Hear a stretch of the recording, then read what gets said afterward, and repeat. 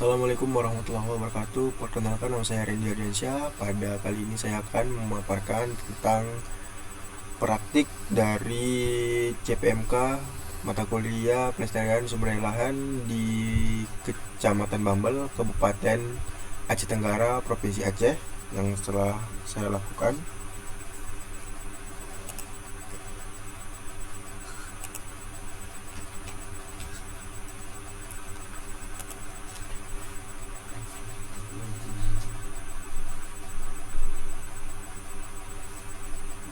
Latar belakang pelestarian sumber daya lahan adalah upaya untuk menjaga, memelihara, dan mengelola lahan dengan tujuan untuk menjaga produktivitasnya, mencegah degradasi lahan, dan menghindari kerusakan lingkungan.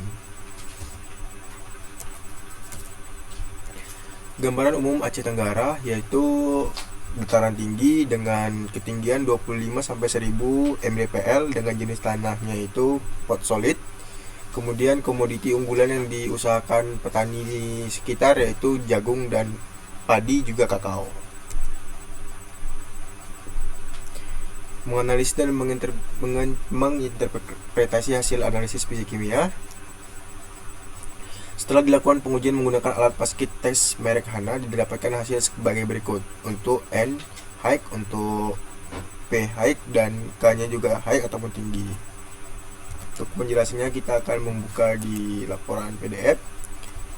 Jadi kegiatan pengambilan sampel di awal dengan menentukan titik untuk dilakukan pengeboran tanah. Di sini menggunakan pola diagonal dengan 5 titik sampel. Kemudian didapatkan hasil dengan menggunakan alat ukur ataupun alat uji paskit tes merek Hana. Kebun percobaan PT PIM terletak di daerah pesisir sehingga memiliki sifat fisik lahan pesisir. Sesuai dengan ciri-cirinya adalah sebagai tanah pesisir, di mana dapat dikategorikan tanah regosol. Tanah regosol umumnya mempunyai susunan hara tanaman cukup P dan K yang masih segar dan belum siap diserap oleh akar tanaman, serta kekurangan unsur N. Hasil penelitian Sutitno pada tahun 1998, sifat fisik tanah pasiran di Yogyakarta yaitu bertekstur pasir, struktur lepas, kandungan bahan organik rendah, dan pH-nya 5-6,5. Hal ini sesuai dengan hasil yang telah kami ujikan tadi, yang kami dapat dari alat paskit tes merek Hana. Kemudian untuk mengaplikasikan siklus hidrologi. Siklus hidrologi atau istilah lain di siklus air adalah proses air, baik itu cairan hingga ataupun padatan, yang berasal dari atmosfer menuju ke bumi dan kembali lagi ke atmosfer. Kunci dari terjadinya siklus hidrologi ini adalah air laut yang menguap berkat radiasi sinar matahari menuju ke atmosfer. Pengaplikasian siklus hidrologi dalam bidang pertanian terkhusus di Aceh Tenggara sudah memiliki kalender tanam. Dengan adanya kalender tanam, petani mendapatkan informasi terkait penanaman komoditi pangan ataupun komoditi yang memerlukan banyak air. Pada musim hujan, petani di Kecamatan Bambel memulai untuk berbudidaya tanaman padi sawah.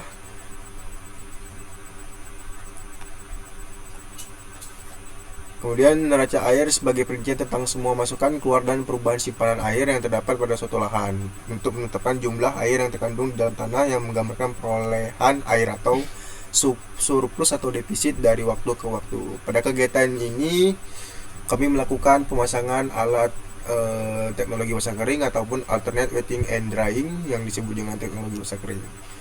Dengan alat ini, kebutuhan air pada tanaman padi dapat diketahui dengan tepat sehingga dapat menghemat penggunaan air saat budidaya tanaman padi.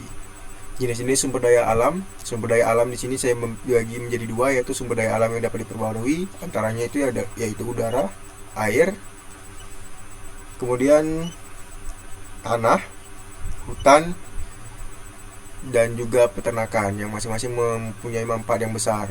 Di Kecamatan Bambel, masyarakat berternak kuda, sapi, kambing, ikan, dan ayam. Peternak memberi manfaat untuk manusia, diantaranya sebagai kebudayaan masyarakat suku Alas, sebagai sumber daging, susu, dan telur, ataupun sumber protein.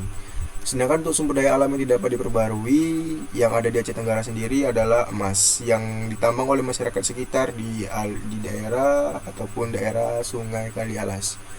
Menghitung kebutuhan dan biaya tenaga kerja pengolahan tanah. Pengolahan tanah merupakan usaha manusia untuk merubah sifat-sifat yang dimiliki tanah sesuai dengan kebutuhan yang dikehendaki oleh manusia. Pengolahan tanah dilakukan dengan tujuan untuk menciptakan kondisi fisik, biologis, dan kimia tanah yang lebih baik.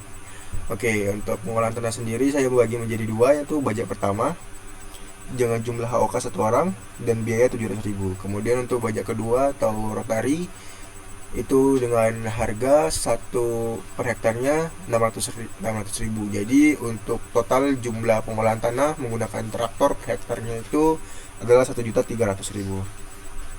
Neraca air untuk memprediksi kebutuhan air. Dalam hidrologi, neraca air menyatakan ketersediaan dan kebutuhan air serta menyatakan keseimbangan antara keduanya di wilayah sungai, daerah aliran air, dan daerah tangkapan air. Neraca air diukur pada saat ini mengetahui jumlah penggunaan air dan untuk menghitung proyek kebutuhan air di masa mendatang. Pada saat melakukan kegiatan BKM Kecamatan Bambel, kami mempraktikkan pengukuran air pada lahan sawah menggunakan alternate wetting and drying ataupun AWD. Pemasangan AWD dilakukan di Desa Kuning 1. AWD sangat membantu dalam mendeteksi air yang terjadi dalam tanah sawah. Cara kerjanya adalah pada saat umur padi 1 minggu setelah tanam, AWD dipasang dan kemudian sawah diairi sampai 5 cm di atas permukaan tanah, kemudian lakukan pemantauan tiap hari. Jika kondisi air sudah mencapai 15 cm di bawah tanah, maka airi lagi sawahnya. Selain menerapkan teknologi basah kering, kita juga bisa menggunakan situs BMKG untuk mengecek ketersediaan air bagi tanaman yang bisa kita lihat di monitor. Peta ketersediaan air di Aceh Tenggara yang statusnya itu adalah 80-100% ataupun statusnya sangat cukup. Memanfaatkan lahan potensial untuk kehidupan manusia. Lahan potensial merupakan sebidang tanah yang dapat dikelola oleh manusia sehingga memberikan hasil yang tinggi. Di Aceh Tenggara sendiri banyak terdapat lahan potensial. Salah satunya adalah lahan sawah yang dapat dimanfaatkan manusia untuk bercocok tanam padi. Selain itu juga bisa dikembangkan menjadi agrowisata yang menambah nilai ekonomis dari lahan ataupun pendapatan masyarakat setempat. Kemudian di Aceh Tenggara juga terdapat lahan kering yang dimanfaatkan untuk budidaya tanaman kakao dan jagung. Kemudian terdapat lahan rawa. Lahan rawa biasanya dimanfaatkan oleh masyarakat untuk tambak ikan nila, gurame, dan sebagainya. Namun jika lahan sawah tersebut sudah menyurut, maka masyarakat mulai menanami padi. Kemudian untuk lahan gambut di Kecamatan Bambel sendiri kami tidak menemukannya. Kemudian untuk lahan pasang surut sendiri, biasanya masyarakat sekitar memanfaatkannya untuk bercocok tanam padi dan juga jagung.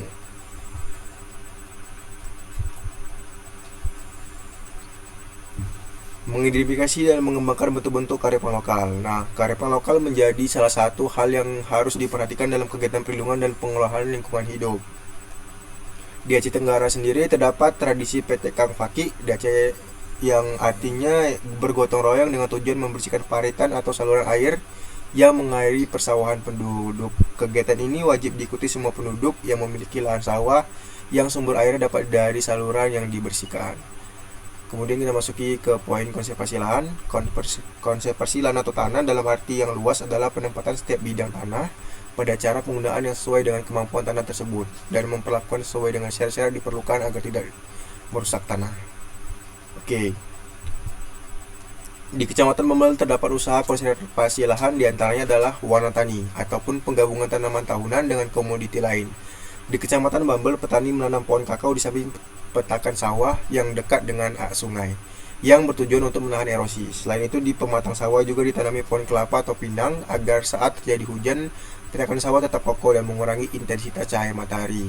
Para petani juga membuat tembok pencegah longsor di tepi sungai. Selain itu, para petani menggunakan usaha untuk menekan pertumbuhan gulma. Prinsip-prinsip pengolahan sumber daya lahan berwawasan lingkungan. Penetapan penggunaan lahan pada umumnya didasarkan pada karakteristik dan daya dukung lingkungannya. Untuk itu, di sini terdapat kriteria penilaian sumber daya lahan dan juga skor-skornya. Di dalam penilaian kelestarian sumber daya lahan, pertanian skor tertinggi untuk setiap pertanyaan. Kemudian dari hasil ini didapat bahwa skor untuk Kecamatan Bambel itu yaitu 162,5, yang berarti Kecamatan Bambel memiliki tingkat pelestarian sumber daya lahan pertanian agak lestari ataupun B, nilai B. Untuk meningkatkan pelestarian sumber daya lahan menjadi sangat lestari, maka perlu yang namanya pembenahan ataupun penerapan konsep sistem pertanian berkelanjutan. Terdapat prinsip-prinsip pelestarian sumber daya lahan. Yang pertama itu prinsip optimal, kedua prinsip lestari, dan ketiga prinsip efisien. Sekian presentasi dari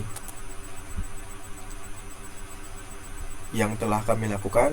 Apabila terdapat kekurangan saya mohon maaf. Wabillahi taufiq wal hidayah. Wassalamualaikum warahmatullahi wabarakatuh.